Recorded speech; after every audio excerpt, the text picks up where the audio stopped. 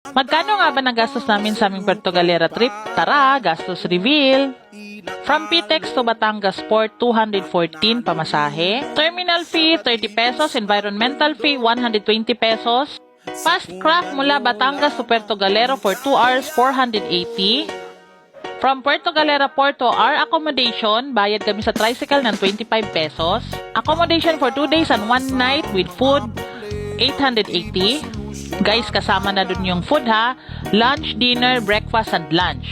Snorkeling mask at nag-snorkeling na rin kami for only 100 pesos. Kung kasama ang pamasahe ng tricycle, 100 pesos papuntang Sabang Beach. Kung mag-Puerto Galera na rin kayo, huwag niyong kalimutang mag-snorkeling dito kasi napakaganda talaga ng dagat dito. Lalo na sa ilalim ng dagat, sobrang ganda. So kahit non-swimmer ako, meron pa rin nagko-coach sa akin para hindi ako matakot dun sa dagat. After naman sa dagat, nag-road trip kami at nag-rent kami ng bike.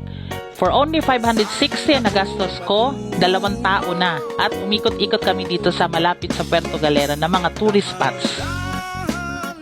Guys, ang dami naming napuntahan at ang gaganda ng lugar dito.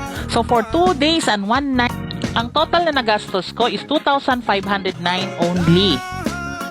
So ano pang hinihintay nyo? Tara na sa Galera!